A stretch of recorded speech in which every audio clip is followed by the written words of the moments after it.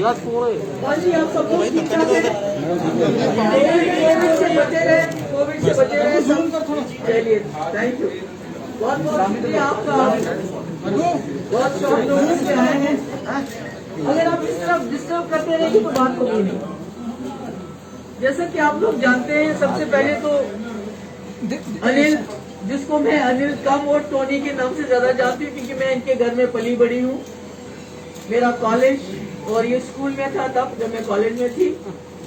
और सेठी साहब के बड़े सेठी साहब राम अंकल, तो वहाँ पली बड़ी हूँ मैं। और उस वक्त ये जमाना नहीं था जो आज है कि ये हिंदू है, ये मुसलमान है, इसको मारो, इसको पकड़ो, इसको ये करो, ये एंटी नेशनल, तो वो अलग जमाना था। हिलना बंद कर। He is back। तो जैसा आप जानते हैं कि मैं पिछले कई दिनों से जम्मू में हूँ और काफी डेलीगेशन से मेरी मुलाकात हुई। उसमें पार्टी के डेलीगेशन भी थे, इसके अलावा दूसरे डेलीगेशन भी थे और उनसे बात हुई और पता चला कि जो हमें बताया गया था 370 की इनलीगल एब्रोगेशन के बाद कि जम्मू कश्मीर नहीं, बिलखुसूस जम्मू में दूध की नदियां बहेंगी, शहद होगा हर तरफ, सब बिल्कुल वो स्वर्ग जैसा बन जाएगा। मगर उसके मुकाबले से जब हम देखते हैं जम्मू की समस्याएं और ज्यादा बढ़ गई और ज्यादा प्रॉब्लम, चाहे वो जो हमारे शिनाख्त की बात हो, चाहे हमारे रोजमर्रा के प्रॉब्लम्स की बात हो,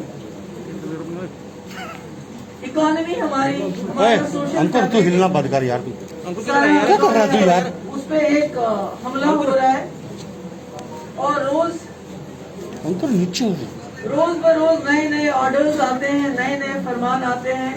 जैसे आपको मालूम है लेटेस्ट फरमान है दरबार मुंह के हवाले से।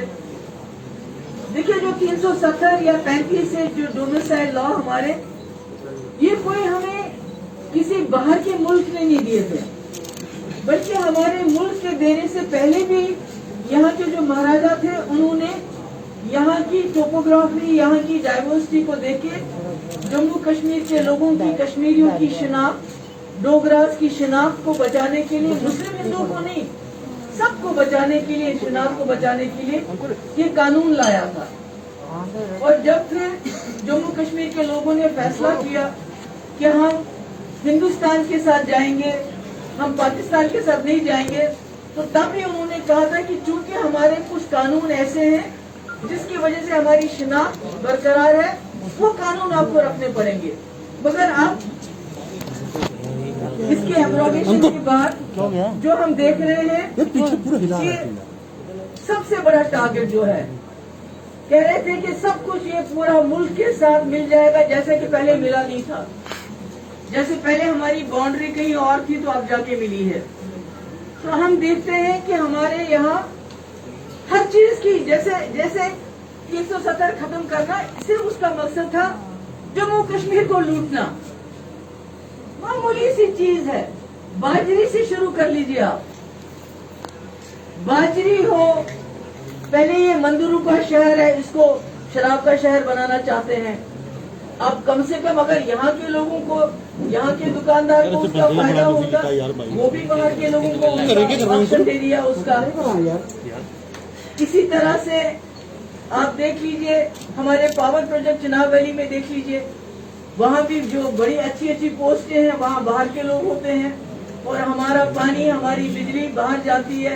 रैटले एक प्रोजेक्ट बचाया था मैंने अपने टाइम में, मैंने उसको नहीं जाने दिया था NHPC में, मगर उसको भी इन्होंने कर दिया।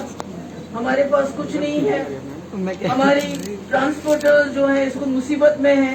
टोल टैक्स, ये टैक्स, वो टैक्स, टोकन टैक्स, पता नहीं क्या क्या है बिजली पास। आप जानते हैं पेट्रोल की कीमतें कितनी बढ़ गई हैं। हमारे किसान मुसीबत में हैं।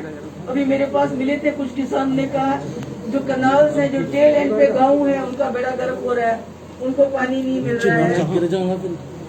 इसी तरह दरबार मुंह का जो आखिरी फरमान आया है, ये भी हमारे महाराजा के वक्त में था। वो चाहते थे कि सर्दी में लोग जम्मू कश्मीर जाएं वहाँ इंट्रैक्शन हो।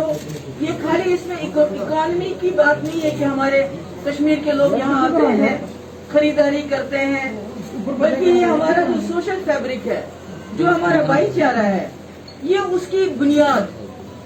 मैंने पहले भी कहा, अभी भी कहती हूँ, हालांकि कोशिश की जा रही है कि हिंदू मुस्लिम जो हमारे यहाँ जम्मू में जो भाईचारा है उसको ट्राइबल्स को तंग करके, उनको जमीनों से खदेड़ के, लिंचिंग करके उसको बर्बाद करने की कोशिश की जा रही है। मगर उसके बावजूद मुझे फख्र है, ये जम्मू अभी पूरी रियासत में, क्या पूरे मुल्क में वाहिद एक ऐसी जगह है जहां असली हिंदुस्तान, हिंदू, मुस्लिम, सिख, ईसाई, कश्मीरी, पहाड़ी, डोगरा, गुजर, आप बाजार जाओ आपको सब मिलेंगे। ऐसा अभी हमारी कश्मीरी वैली में नहीं है। वहाँ एक ही रंग के फूल है, यहाँ तरह तरह के फूल है, उसको बिगाड़ने की कोशिश की जा रही है। और ये कोशिश मैं उम्मीद करती हूँ कि जम्मू के लोग इसको कुलियतन कामयाब नहीं होने देंगे।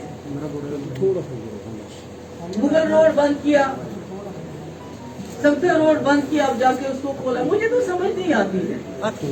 देखिए ये जो है, ये जमात जो है, जब किसी जमात को कितना अच्छा मैंडेट मिलता है तो वो सोने पे सुहागा हो जाता है। हमारी फोर्सेस में जिन्होंने दौड़ लगाई, जिनको भर्ती होनी थी, 1500 का ऑर्डर निकाला, 4200 में से बाकी तकरीबन 2-2.5 महीने वो दर-बदर खार होते रहे। किसी ने नहीं पूछा। जिस तरह पूरे मुल्क में किसान खार हो रहे हैं, कोई पॉलिसी नहीं है। एम्प्लॉयमेंट दिन ब दिन, बेरोजगारी बढ़ती जा रही है, महंगाई बढ़ती जा रही है, लोग तंग पड़ रहे हैं। पहले कहते थे कि कश्मीर पिछड़ा हुआ है, जबकि हमारा कश्मीर, जम्मू कश्मीर करना चाहती, तो अगर आप कोई खास सवाल पूछना चाहते हैं पूछ सकते हैं।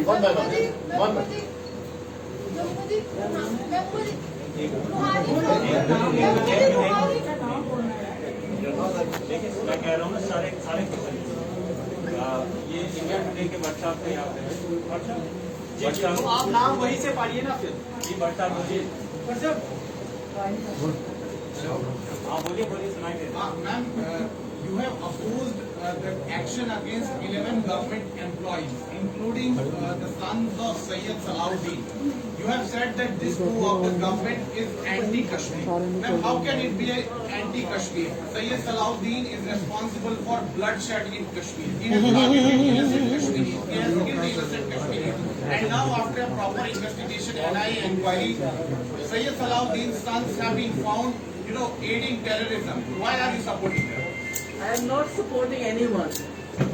आपका बच्चा कौन सी क्लास में पढ़ता है? क्या बच्चा आपका? बताइए ना मुझे, मैं सवाल पूछ रही हूँ आपसे। Ma'am, I am unmarried. अच्छा, यहाँ तो बहुत सारे लोग होंगे ना जो मैरिड होंगे। अगर आप इस वक्त टेलीविजन में काम करते हैं, वो कोई और काम करेगा, तो उसको एक बच्चे को, एक लड़के को अपने फादर के एक्शंस के लिए रिस्पॉन्सिबल आप नहीं मान सकते unless and until you don't have proofs. But then NIA inquiry is Please let me finish. Ask the question. ये खाली 11 लोग नहीं है, 20-25 लोगों को इस साल में इन्होंने बरतरफ कर दिया। मैंने पहले भी बोला है, बार-बार बोला है कि आप एक इंसान को कैद में डाल सकते हो, आइडिया को नहीं। You have to address the idea. जैसे वाजपेयी जी ने आइडिया को एड्रेस किया था। ये जो विच हंटिंग है, ये जो क्रिमिनलाइजेशन ऑफ डिसेंट हो गया है, इससे हमारा मुल्क आगे नहीं चलता है बल्कि पीछे जा रहा है। देखिए, इंक्वायरी जजमेंट नहीं होता है। अभी इंक्वायरी चल रही है ना, ये जजमेंट तो नहीं है। अभी पिछली बार मुझे याद है, गवर्नर साहब ने को किसी ने पूछा था किसी ऑफिसर के बारे में कि इसके बारे में ऐसी इंक्वायरी चल रही है। उसने कहा तब मैं एक्शन लूंगा जब रिपोर्ट आएगी। यहाँ तो इंक्वायरी अभी चल रही, अभी प्रूफ कुछ नहीं हुआ, तो आपने कैसे मान लिया कि वो कातिल है, वो खराब है? Let the facts come to the fore. Ma'am, जिस तरह से कयास आ रही है की जा रही कि नेशनल कॉन्फ्रेंस दिल्ली में एक बयान देता है और कश्मीर में एक, जम्मू में एक, गुप्कार का हिस्सा महबूबा जी आप भी है। क्या लग रहा है आपको कि इस तरह से कोई बांट तो नहीं होगा इस गुप्कार अलायंस में? देखिए, गुप्कार अलायंस को बिल्कुल उनको स्ट्रांग रहना है, यकजहती रखनी, क्योंकि जम्मू कश्मीर के लोगों की उम्मीदें जुड़ी हैं इसके साथ।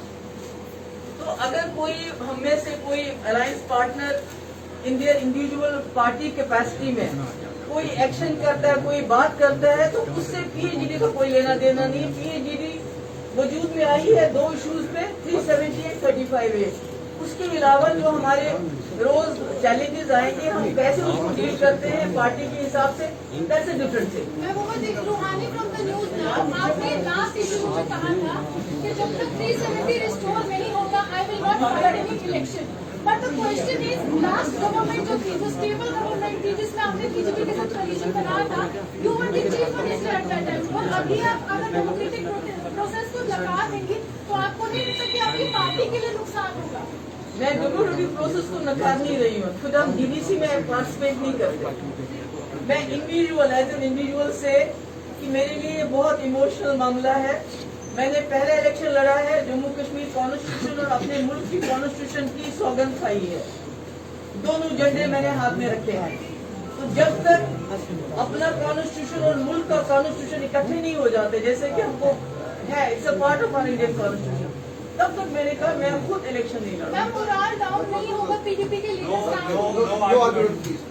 महबूबा ji, Devapur from early post newspaper, आप लगातार ये कह रही हैं कि पाकिस्तान से बातचीत होनी चाहिए, भारत को ये हाँ, जम्मू कश्मीर के इशूज, जम्मू के इशूज की बात कीजिए। मुझे पता है आपको ये खबर मिलेगी तो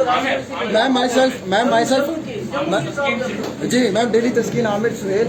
मैम कश्मीर रेजोल्यूशन, मसला कश्मीर हल होना चाहिए, ये कश्मीर की आवाम भी चाहती है, और ये आज से नहीं बल्कि पिछले 70 सालों से कश्मीर की आवाम चाहती है। लेकिन जब भी कश्मीर रेजोल्यूशन की बात आती है, मसला कश्मीर हल होना चाहिए, आप कहते हैं कि पाकिस्तान के साथ डायलॉग होना चाहिए। क्या मसला कश्मीर पाकिस्तान के साथ डायलॉग होकर ही हल हो सकता है? वाजपेयी जी ने क्या किया था? जी बताएं आप। वो तो बीजेपी के लीडर हैं, उन्होंने क्या किया था? उससे पहले इंदिरा भट्टू अकॉर्ड हुआ था, शिमला अकॉर्ड हुआ था। उससे पहले जवाहरलाल नेहरू ने शास्त्री जी को भेजा था। मोदी साहब खुद चले गए पाकिस्तान में ग्रैंड डॉटर की शादी में। ये सब चीजें तो, ये तो महबूबा मुफ्ती नहीं कह रही है, ये तो कहीं ना कहीं हमारी जो लीडरशिप है इस मुल्क की, वो भी हम समझते हैं इस बात को। अभी आपने बॉर्डर्स पे सीज फायर किया, तो आज हमारे बॉर्डर कुटवा से लेके कर्नाटक लोग आराम से सोते हैं, नहीं सोते। इन्फिल्ट्रेशन कम होगी, जो कि खुद आपके आर्मी के चीफ कहते हैं इन्फिल्ट्रेशन कम होगी सीज फायर के बाद। मिलिटेंसी भी उसी हिसाब से फिर एक्शंस कम हो जाते हैं। तो अगर आपको लगता है जैसे वाजपेयी जी कहते थे कि आप दोस्त बदल सकते हैं, हमसाये नहीं, तो महबूबा मुफ्ती कहती है तो कौन सा गुनाह हो जाता है? महबूबा जी अभी महबूबा जी विशाल हूँ यूएनआईसी।